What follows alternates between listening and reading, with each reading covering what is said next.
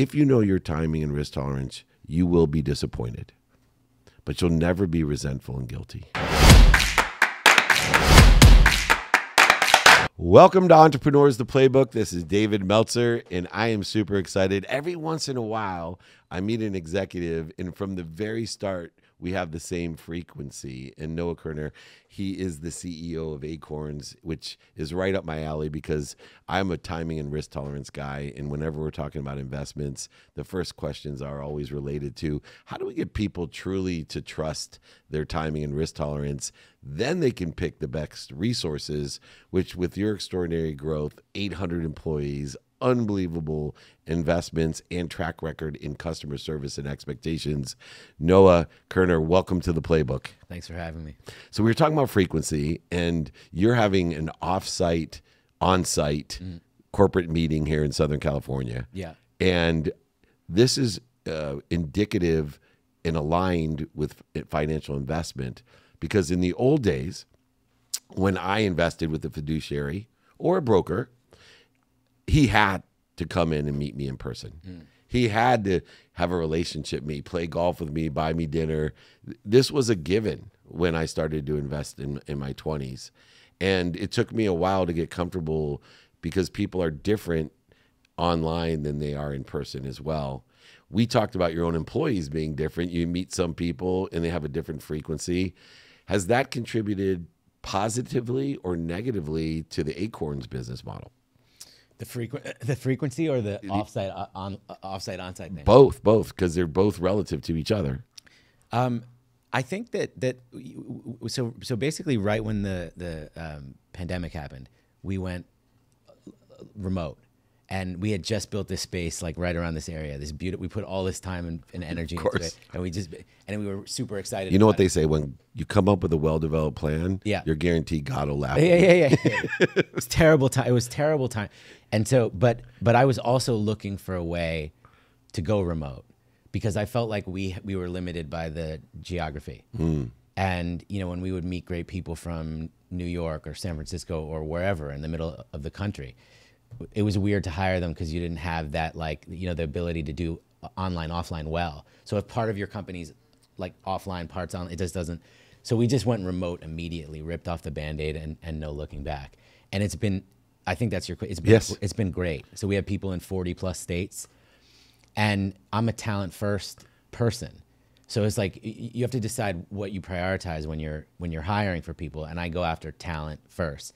So to me, it doesn't matter as much where you are. It's like, are you the best person for the role? Are you the best person we could possibly hire? And if you're in Akron, that's great. I don't give a shit. Right. And then now our job is to have the best community capabilities so that we can bring people together as well as possible virtually. Because of course it's, like the thing I realized this week when we're in person and you kind of forget is just that energy that happens in person. And I was saying before, even I meet people that I interviewed virtually to join Acorns who I think are this person, and then I meet them in person, and they're just a totally different energy and vibe, which is weird.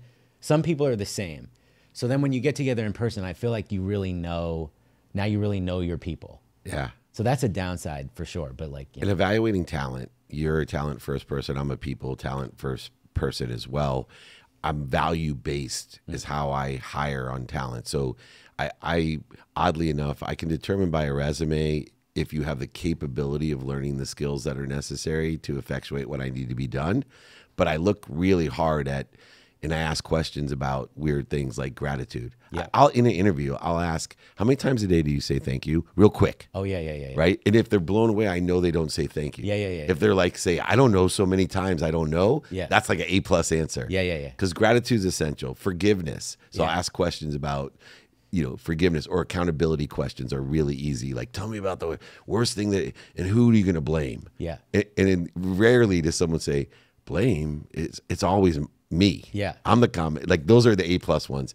Is there certain indicators for you, since you have so many employees, you've had such great growth, and you're known for this aligned team community, not just the people, but the people that work for the people and help the people? Are there certain things you look for when you are remotely, getting this talent to help you? By the way, I still interview everybody. Yeah. And I plan to always do that. That's so good. Yeah, even if it's 15 minutes. It took me a really long time to figure out the most important quality that I look for, which is sense of humor. Really? So that's like the number one. Dang, I'm going to use that. Yeah, and it. We're screwing up here. He hates this interview. Why? I have a terrible sense of humor. No. Not kidding. No, it doesn't mean you have to tell good jokes. Right. Just have a good sense of humor. It says so much about who you are. Also, I like to have fun with people I work with. I like my team to have fun. People who have a good sense of humor are not just more fun.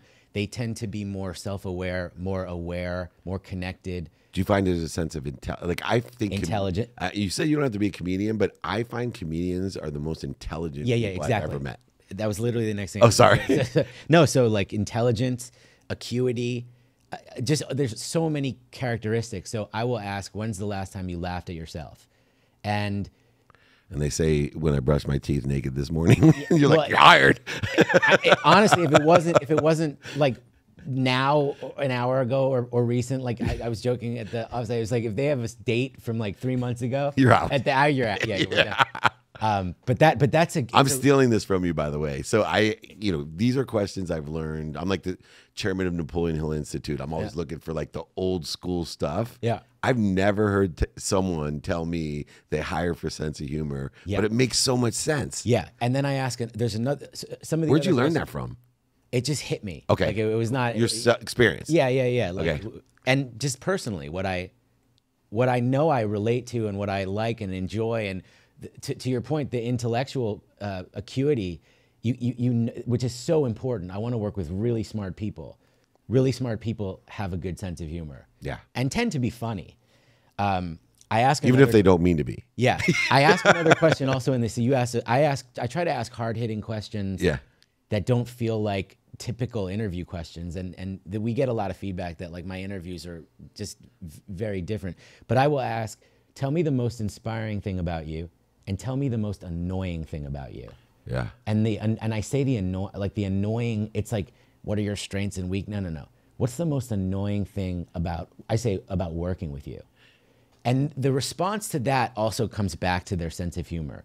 Because when I say, what's the most annoying thing about working with you, and someone doesn't laugh a little or chuckle or go, oh, that's, let me think about it. And then say, there's a lot of annoying things about me.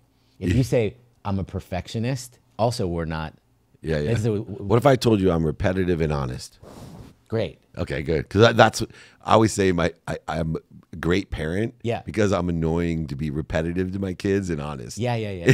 Right? Yeah. Because you got to say shit again. I mean, you have employees. Isn't it true? Like, you think they get it the first time, and that's humanly impossible. Yeah. So you have to be repetitive. Yeah. And not be afraid to be repetitive. Probably, and certainly from a market, the most important thing in marketing is to just repeat. And it's funny, people don't like to do that because it sounds boring. Yeah. You just have to say the same thing over and over. It is incredible how many times things get distorted. Yeah, it's not what you say, it's what they hear. 100%. So just, all day repeating. Oh man, this has already been one of the most valuable interviews I've had. I'm going to become a greater leader for it. Okay, let's move into the investment side of stuff, because I'm someone who knows investment, and I'll tell you I know investment because I've lost over $100 million. And investing? In 2008 went bankrupt, lost over $100 million, made it back. All right. And so I studied how this happened. Took accountability for it, but I really wanted to understand and take stock in who I was and what I wanted to become as far as an investor, and understanding the processes of trusting and vetting things. And I came up with one fundamental thing that I mentioned in the intro, which is most people, whether they're wealthy or not, they don't know their timing and risk tolerance. And what I learned about this, and what I like about your business, because it is fundamentally something I see from the customers I talk to of yours and the people who work with you, is that you keep that alignment and make sure that you're there. And the reason I found it so important is, if you know your timing and risk tolerance, you will be disappointed, but you'll never be resentful and guilty. And when you get oversold, back-end sold, lied, manipulated, and cheated by a financial opportunity, when you don't know your timing and risk tolerance and you don't trust and vet that opportunity, then you're going to be resentful and guilty and blame them for something you already knew.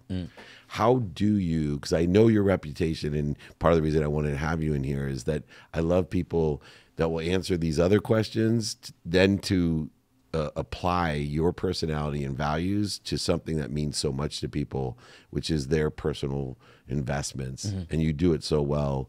How do you get someone to go through and do the work so that you know you're not going to be in a realm of blame, shame, and justification? I think that's inherent in the product, because the product, while the product is set up to try to help you make the right decisions, you are making the decisions. So you are accountable. Right. Even though we automate everything, you are accountable. Acorns is very, very much about accountability, a sense of ownership, a sense of agency. And, you know, I would say we try to create as many guardrails as possible. We are very much committed as a company to putting what we call the responsible tools of wealth making in everyone's hands, not just the tools of wealth making.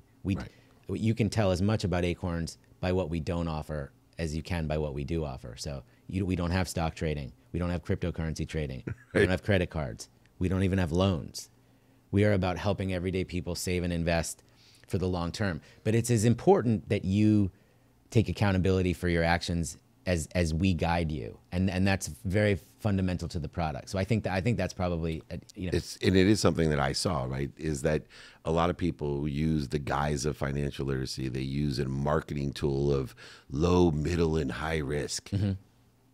Talk about, like, we're in the age of nutrition and holistic healing and all this, and our variables of our genetics are so complex. It's like, you take this pill, who knows what it's doing to you? Because they don't know what else is inside of you. I feel the same thing holds true with a lot of the financial services that are available. It's like, here's vitamin C, take this much, the one-a-day approach.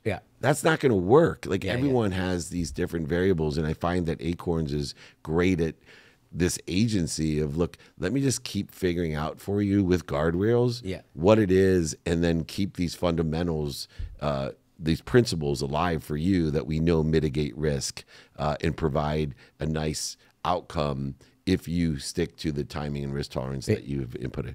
To me, what you would do, the supplement space is the same as the get-rich-quick scheme space in finance. Acorns is a get-rich-slow product. That's the only way. It's going to take 30, 40, 50, 60 years, depending on how much you put in, of course, and how regularly. But for me, it's don't even get the supplements. This obsession with get healthy fast. It's the same thing. And the supplements, get wealthy fast. Get wealthy same fast. Thing. Doesn't happen. It doesn't. I mean, you got to go to the back of the line. Yeah, of course, there's stories where it does. But very rarely does it stay. Yeah. So I'm a get rich fast person. 9 months out of law school, made my first million.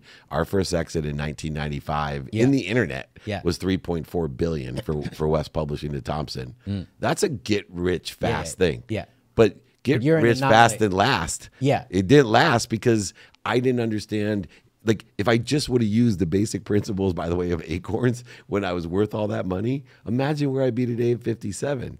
But your story is great for you. It's not necessarily a great story for most people to hear. Because that doesn't really happen. No, it doesn't. And so it's about $5 a day, every day, for 30, 40, 50, 60 years into a diversified portfolio. Obviously, we automate it, but whatever. It doesn't. To me, it doesn't matter where. That's what my kids do. And because they're not making money yet, most of them. And even if they are, they're not making my kind of money yet. Especially because one works for me, and I'm not going to pay her that much. That's for sure. I wrote a little piece about this. There's a lot of, and I don't know just to the extent that people everywhere in the country feel this way. I think a lot of people feel this way. There's certainly a lot of media about the fact that the American dream is dead. The American dream is not dead if you take the steps necessary and commit yourself to putting in small amounts of money regularly over time, have the patience. Like 30, 40 years from now, if you get started today, everybody can retire with some degree of wellness, some degree of comfort and peace of mind. And comparatively around the world at a very good degree of wellness 100%. Because we're in America. I'm a huge American, so and I still think it's the land of opportunity. I think it's still the only place on earth you could grow up literally on the street with nothing and have addictions even, and the country itself would provide you an opportunity to be the richest person in the world. There's someone lying on the street today that has an opportunity to be the richest person in the world in America. I don't think that exists anywhere else in the world, and that's what makes this country great. Let me finish off somewhere that's important to me. Selfish question, I call them. I'm the chairman of Napoleon Hill Institute. Think and Grow Rich.